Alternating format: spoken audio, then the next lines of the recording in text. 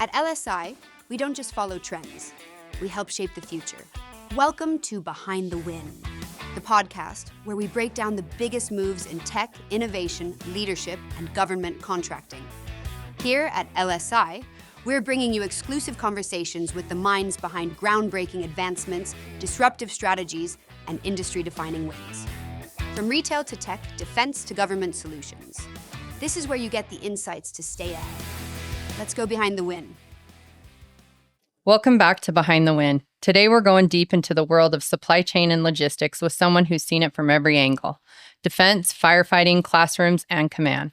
James Taylor is the Senior Vice President of Supply Chain Management and Logistics at LSI, an adjunct professor at Weber State, and an honorary commander at Hill Air Force Base.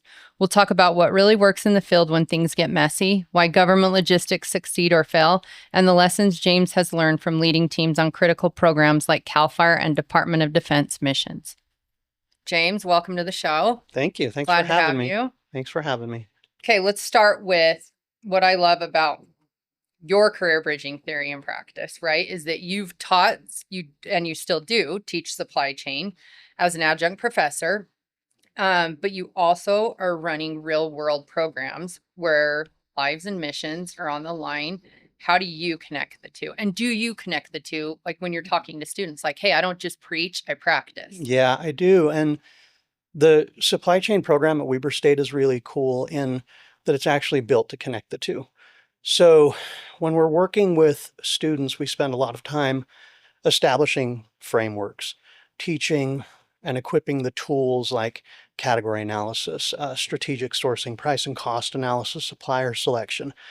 And then we take those tools and apply them to case analysis. So real world, or as I like to say, other world, because their world is just real too, but apply it to these scenarios that have happened previously and put the cases to work, or the tools to work. But then there's the same thing kind of on the flip side in reverse. Oftentimes in the field, we get so wrapped up in the need to adapt and shift and move and get stuff done that we forget the frameworks. Right. That's like, just go back to the textbook. Yeah. So sometimes it's that. It's, hey, everybody, we need to actually go back to the textbook and trust the tools and the processes and the plans that we developed from the get-go. So when I think about like bridging the two or bringing the two together, I look at it as a two-way street. At the student level, we really need to help take those tools and give them an opportunity in the low-risk environment the classroom is to apply the tools to scenarios, which we get the advantage of bringing current scenarios to them. But the flip side is sometimes in the field, we need to just say, everybody stop for a second. Go back to the framework, trust your plan, trust the tools, and get the job done. I love that. And I think let's plug, like, Weber State is a great one. Prior to coming here, I didn't know much about supply chain. And I would say everyone in the world prior to 2020 didn't know what the hell supply chain was, right? But I think being in it now, it's a sexy world. So cool. Weber State is it a bachelor's? Is it, what's their program? Yeah, so Weber State is a bachelor's program. 4-year in the business program. And interestingly, you'll get arguments with Tennessee, but I'm going to say Weber State's the first program to ever graduate someone in the field. That program goes all the way back to the 70s, really kind of pushed at Hill Air Force Base, and LSI was a cool part of this, that at that time it was logistics and the military had a specialized need. So all of these classes were taught on base. Everything that was supply chain was taught on base. That's evolved. Full 4-year program. My opinion, it's one of the best in the state. The students at Weber State will go up and compete in case study competitions with the Michigans and the Tennessees of the world and beat them. That's awesome. So it's a full 4-year program, and it's a cool one. Really. When you say, and this is a little bit off script for a second, is when someone asks you, right, oh, I'm in supply chain management and logistics, or I'm in SCM, and they say, well, what is that? What's your most generic, rudimentary definition that you give them on what supply chain management is? That's a great question, in that it's not elementary and it's not rudimentary.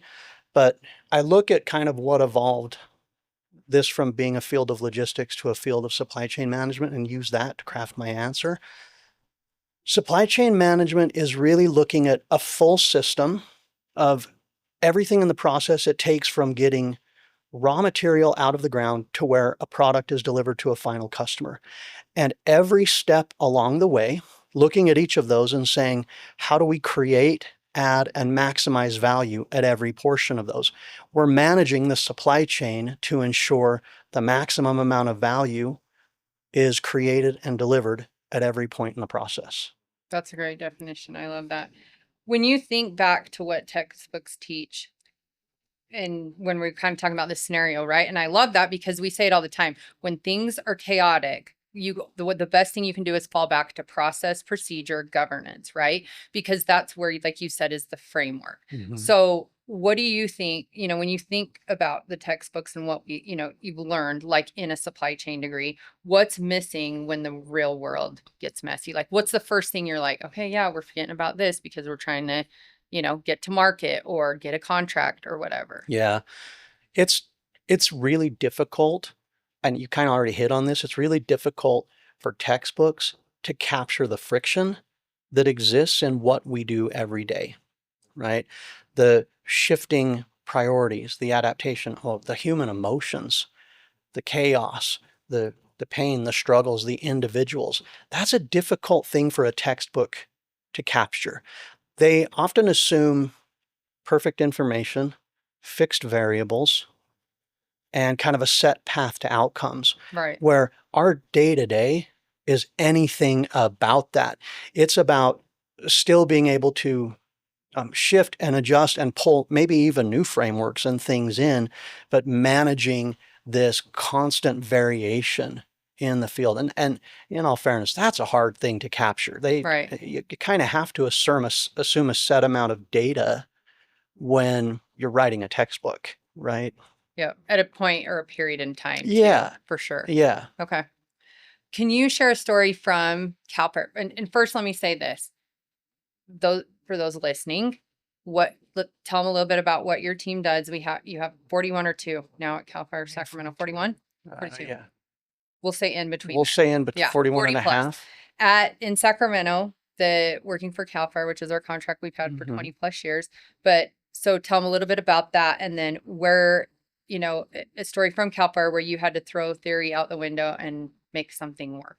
Okay. Yeah. So to start, as you said, we've had this program for a long time. It's evolved, it has changed, it has moved into what it is today, which is our team supporting the largest aerial firefighting fleet in the world. And that's a big deal when you think about entire countries the size of Australia don't have firefighting fleets the size of CALFire. And when you say that, it's insane because I remember when I first started here in 21, and it's all that I heard from everybody was CALFire, CALFire, CALFire. And I was like, I don't know what CALFire is, but I'm so sick of hearing it until I went out a couple months later and I was like, wow, okay, this is a big deal. Yeah, when you actually go out and you see them, and we spend, almost all of our time at the main base there at McClellan, where all of the depot level maintenance is done. So this is the station where they'll bring their aircraft in to do all the overhaul repairs, the major stuff, not out in the field. And it's a big operation. Absolutely. And our team is such a big part of what they do. It's really cool. We're so integrated with the CALFire government team. You wouldn't know one person from another if it weren't for the fact that our shirts say powered by LSI, right? Or have an LSI logo on them. Yeah. That's how closely we work and how well we're integrated with what they do. So what do we do? How do we help keep this aerial firefighter fleet ready to respond anywhere in the state and do what they do outside of the state as well? True supply chain management. We handle strategic sourcing functions, help them with the process of finding suppliers, developing suppliers, purchasing everything that they need to not only keep those planes in the air, but also to keep operations on the base happening. So there's the procurement, strategic sourcing function. Then there's the function of parts coming into the facility, right? The parts arrive, make sure that they get there on time, get where they need to go, receiving them, getting them in the warehouse, managing the inventory in the warehouse, then moving it from the locations of the warehouse to where it needs to be on the base. That's the parts rooms.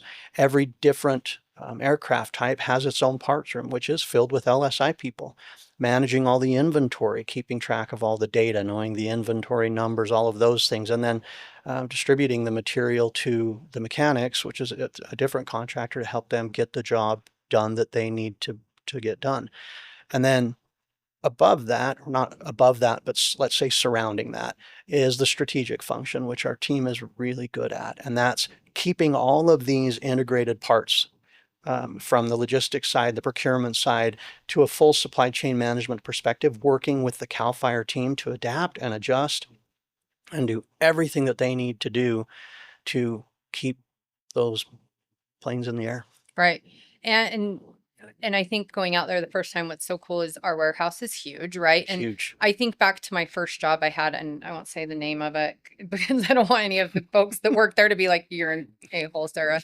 But I worked in, at that time, marketing and IT. And Yeah. I would be like, oh yeah, it's just like, I don't know, he's a shipping guy or receiving guy.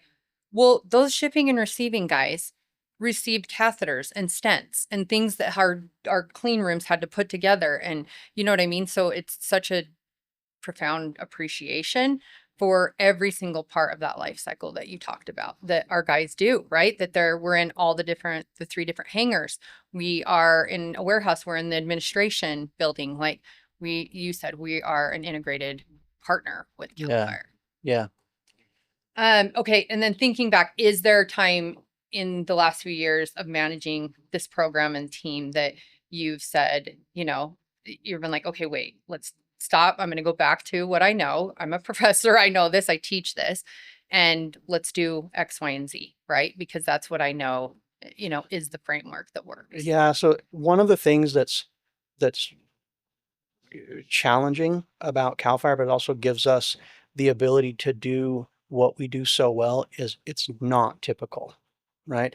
Yes, they're the largest aerial firefighting fleet in the world, but in the scheme of supply chains, it's a small group. These are aged aircraft primarily, Yeah, right? legacy We aircraft. have Blackhawks that are new, and that's the thing in production. And the C-130 is still currently, but most of the aircraft used, they're legacy, like you said. Yep. So that's a very different supply chain. This isn't a supply chain with thousands of suppliers where we all sit down and go, okay, we need to make a strategic sourcing decision based on economic order quantity and analysis of the data that's going to drive a lowest cost scenario for just-in-time inventory.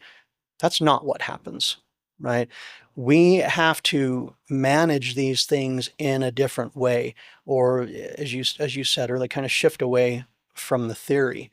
The problem with that is that then sometimes you start adapting too much. Mm-hmm. What we talked about already and what you kind of led into, to where it's, okay, we have these unique conditions with legacy aircraft. We have unique state contracting goals that say small business, California supplier. These don't drive efficiencies. They drive inefficiencies, if anything, right? So you have to circle back, and we have to constantly go back and say, we have to take those in and consider them as variables to the framework. Absolutely. There still actually is an economic order quantity. There still is a best case scenario with those factors included into the framework that we get into. So we can't let ourselves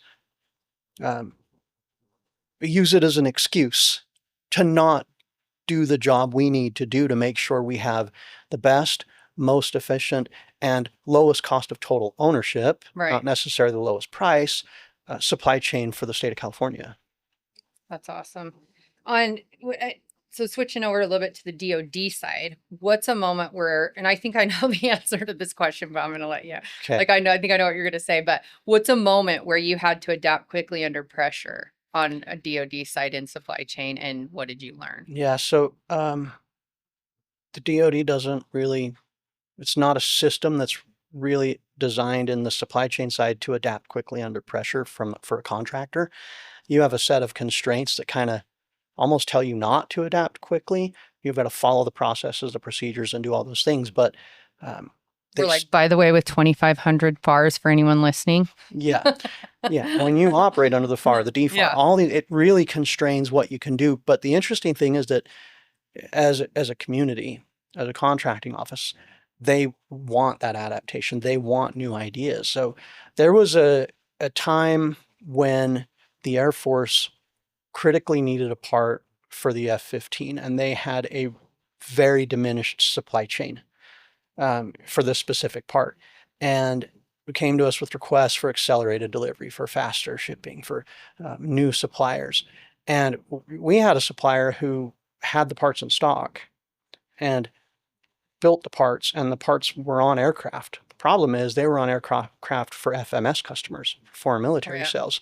So for the Air Force, they've never built a part. What that means is if we go to the Air Force and say, I've got the part on the shelf, that sounds good. First, fill out a source approval request.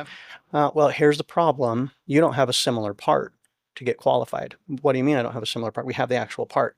Yeah, but the similar part has to be a part like the one we need that's been previously delivered to the Air Force, and you've never delivered that to the Air Force, so you don't have a similar part. So we couldn't build a SAR. Which in the SAR world, for anyone listening, is really kind of like their past performance. Like they've had another thing they have delivered similar in one of the other agencies to say, hey, yeah, you're a good enough company. Right? Yeah, so it's that, and then it's the full data on your engineering process that shows you can build a part. And it's an important process, especially when you're talking about aircraft, right? It's an important process, but in this circumstance, it didn't make sense. So we had to kind of adapt under pressure, as you say, and respond quickly and say, what's the solution? What can we actually do? Engineer, what is your biggest concern on this part? Why is it that you say this part is a critical safety item or something that has to go through this process that's so extensive and seriously can take years to get through? And the engineer's response, well, there's a specific fit. This specific fit question is such a big deal that most of the parts we get, we bench test them here at Hill. That's great news. You bench test them here at Hill. What if we fly this supplier out here with the part and come up to you and you can bench test it and you can see that it meets the bench test requirement? Well, that's fine, but even if you got a SAR approved, you still have to go through the first article approval process. Give us a complete part, and we don't just bench test that one item. We take the whole thing apart, right? We check every dimension on this to make sure you've done the job right. Great. We'll do that too, and we'll pay for it. Because in the FAR, that's this huge complicated document that applies into our contract, there's a little tiny clause that says we have access to the first article lab to where we can bring a supplier and pay to have these things tested. So knowing that, the engineers respond, well, can you even do that? Yeah, we can do that. Here's the clause. Contracting officer, yeah, they can do this. They can do this. Which this is a great plug. People know your contracts because the people, and it's not their fault. They have millions of them, but the government doesn't even know their contracts. So if you know your contract, you'll know what you can do on something like this. Yeah, and you're helping them. They want this, right? They want these successes. So, I mean, I would say making a long story short, but we've already talked about this for a minute. So we'll say making a long story shorter. This process led to the bench test being successful, a first article being approved, the Air Force agreeing to purchase in-stock parts, which led to a near immediate solution to this problem that they had. So this adaptation under pressure, it was a big thing. And one of the things that I learned from this is, kind of hit on, one of the biggest things I learned from this is that they want these solutions. They do. They just have a bunch of bureaucracy bullshit that they have to get through. And more we see programs where they want to bring outside people in to help them navigate that, right? Help us think of a better way to do this. Work with us hand in hand together, not in opposition, to come up with a cool solution that gets us apart in record time. Right. Yeah. In high pressure programs, like some of the ones we just talked about, right? Trust is everything. So how do you build it up and down and across your teams? First off, well said. I agree with you 100%. Trust is everything. And I believe that it's built in the small moments.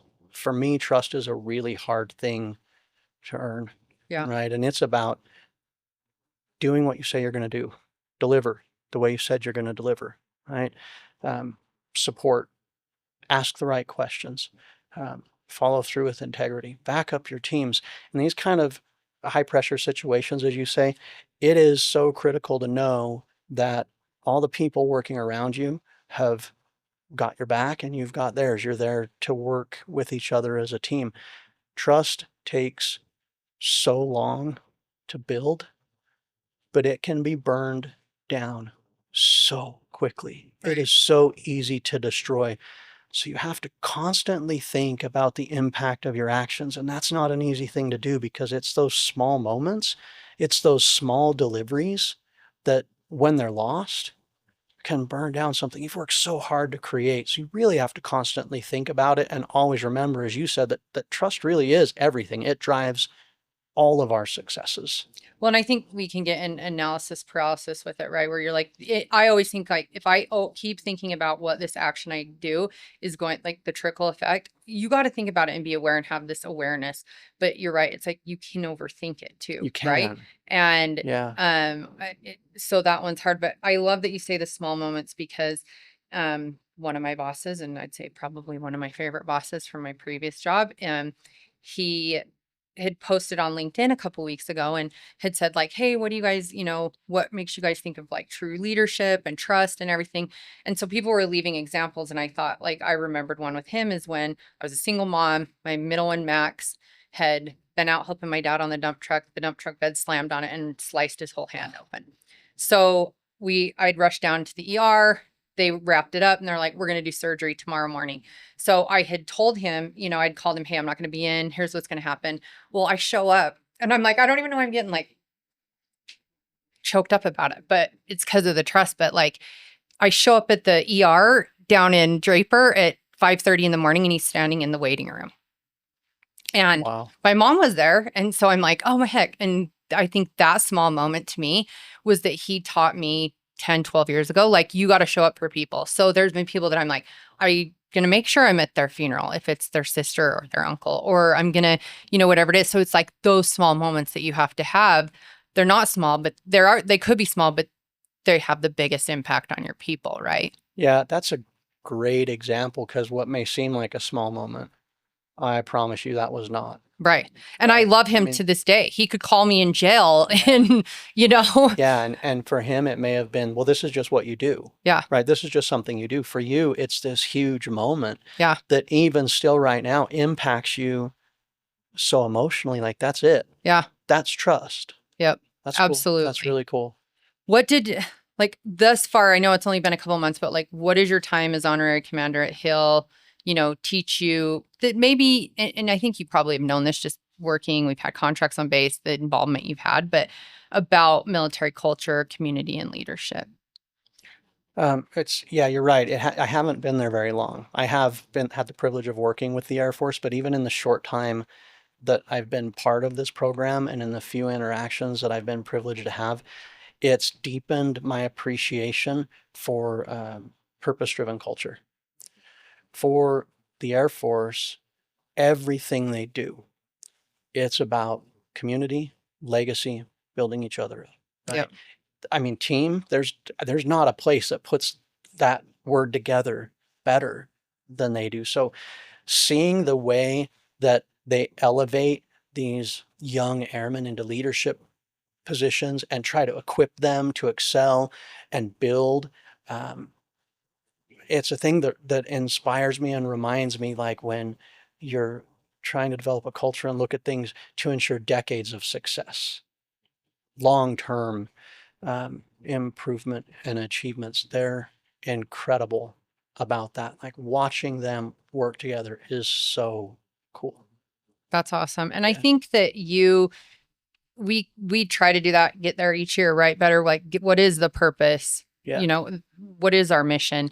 And I do love that they talk about that. And that's something I had to get used to coming into it, 4 years ago, is like when they say the mission or the war fighter or, and that's how we talk in those terms.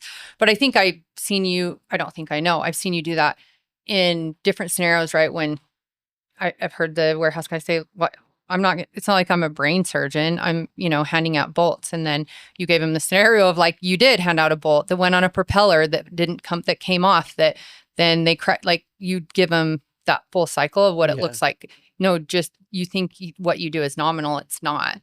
And it's just as important as the pilot sitting in the plane, right? Yeah, I appreciate you saying that because I do try to do that. And I've taken a lot of that from the Air Force, where it's mission and people. Those aren't separate things. The people are the mission. And if someone doesn't understand that, in fact, what they do does have a significant chain a significant impact on the final outcome in the chain of events, you're right. Something as simple as the wrong bolt decides whether or not a pilot makes it home safely to their family. Yep. It's a big deal. Absolutely. Yeah.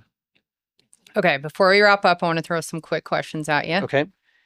Toughest logistical challenge you've ever faced? All right. This one I think you do know. When in seriously a single day with very little warning, very little hindsight, okay, maybe we could see some things, but virtually no warning. A very significant supplier was done in one day overnight. And we woke up in the morning and they were gone. This one that was on the news? It was on the news. Okay. Yeah. Like the SWAT team? Yeah. Okay. Yeah. Yeah. And we had stacks of material at their shop. They had unique capabilities. So these were parts that were very hard to develop somewhere.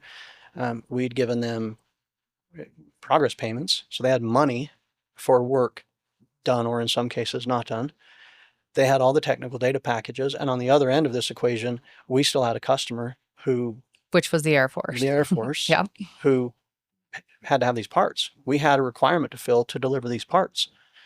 And this was earlier in my career, so it took a lot of, okay, what am I going to do? And it really was one of the first times that I went through this process of combining the frameworks with the adaptability and the shift. This was me flying out to the supplier shop in a disaster of a warehouse with government employees there with me, sorting through data packages, finding any information we could, segregating material, working with a bank who was seizing stuff that they couldn't have the material because it was ours, going back to the contracts. No kidding, driving forklifts to take tooling off of machines in case new suppliers that we may or may not find needed tooling to develop the parts because the tooling might be different than what they would have based on a different starting process. Then getting all that material to a new location because we couldn't leave it there while we sorted things out. Then identifying new suppliers who would take partially finished work from another shop, Right. sign off Make on it the whole. liability for time and all eternity that those parts will continue to get pilots home safe, then getting the government to buy off and accept all of those shifts and all of those changes. And once all that was done, we still actually had to build the parts and deliver them to the end customer. Like, that was a nightmare. But it was one of those times when there were really two ways that it could have been approached and looked at. It could have been what people think of a lot when I talk to them about government contracting, and they think of opposition and contracting officers trying to issue show cause notices and cure notices and push you down and demand this and demand that. That's not what it is at all. This was a group of people who wanted to work with us strategically and with any tools they had at their disposal to help us succeed and help us deliver this stuff out. And the more we could propose innovative solutions, the more they were open to them, the more they wanted to help us succeed. It was not a quick process, right? But it was. Well, and I think those relationships, I've met several of them at conferences, when we go on bases, that they've lasted a long time because you guys did go through hell and back together, right? Yeah. I mean, people that I would absolutely call friends that started out from us spending, I don't know how many hours in a cold warehouse in Philly with heat fans blowing on us, working 16-hour days trying to sort through this stuff. But then at the end of the day, still finding time to go get a cheesesteak together. Right. Kind of stuff that bonds people. For sure. Yeah. What's one thing that keeps you grounded outside of work? You know, I get cheesy sometimes, so you probably expect this answer, but I'll give you a couple. First, my wife, Tori. Anyone who knows me, and you know me, knows that she is my better half by not even a close. Half isn't even the right word. It's not even a close margin, right? She's the better part of me by a long distance, and she constantly helps me to see things in a different perspective, understands things differently. So the time that we have together, outdoors, traveling, sitting at home, whatever it is, really gives me an opportunity to kind of reset, rethink things. You also know that I'm kind of bullheaded and stubborn at times. So a lot of the times the things that she helps me learn, it takes a minute to sit in. It's not an instant reaction. Sure. But she keeps me really grounded. Another thing is music. Yeah. Music is such a powerful art. A single song can change the way my brain. I feel like right here we could cue to your picture, like have Cam cue to your picture with your long hair. Oh, yeah. Yeah. Yeah. Could. Okay. Yeah, that resets my brain in a crazy way. And thankfully, Tori is always up for whatever crazy concert I have proposed in whatever crazy place. And she's always on board to go with me and be part of those. So I get kind of a double grounding effect. Yeah. If you will. Yeah. I know your favorite band, so I know you'd have to ask that. So Backstreet Boys. For sure. For sure. A lesson you learned from the Air Force community. This goes back to a little bit what we talked about before, that people are the mission, this bond, this this family. They do things in a different way. For sure. They think of things in a different way. They elevate each other in a different way. The more I try to bring that back in, not just to work, but into daily life and into my family and into my friendships, what they do it's powerful, and it's much more than what people really understand, how they get it done and what they have to do. When you think about what they have to do, their mission is so big and it's so broad. And if you spend the time looking at the top of it, you'd never be able to do it. But focusing down on the people, elevating each other. Yeah. Helping each other, supporting each other, backing each other up. And sometimes that means coaching up in a tough way. Yep. Sometimes that means some not loving, huggy conversations, but it's still supporting each other and elevating each other, right? I love that. Yeah. Last one. What win are you chasing in the next year at LSI? So I'm excited about what we're doing right now to elevate existing, enhance existing, and create new strategic partnerships with some really cool players out there in the supply chain world and in the world of the work that we do. Yeah. Yeah. Thanks for coming on. I appreciate Thanks for it. having me. It's been a great discussion. Yeah, my last comment is that how many months till you owe me $200? Oh boy. So James and I made a bet, I think a year and a half ago, whenever they started dating. Yeah. He's a big Kansas City fan. And so he loved Kelsey, and him and Taylor were dating. And I'm like, they're going to get married. And he's like, no, they're not. So on a plane back from a conference we came at, we bet $200. So when they got engaged last month, it was bittersweet. It's just bitter. I don't know about side. Don't get me wrong. I want all the happiness in the world for both of them. They're both amazing people, but there's still a good probability it doesn't happen. It's going to happen. So probably. Yeah, I'm excited. Maybe after this, we need to have a side discussion on a side bet of how long and see who can get the date closer. I'm not going to do it. I don't need Swifties after me. Yeah. All right. Thanks, James. Appreciate it. Sarah. Appreciate it. Thank you.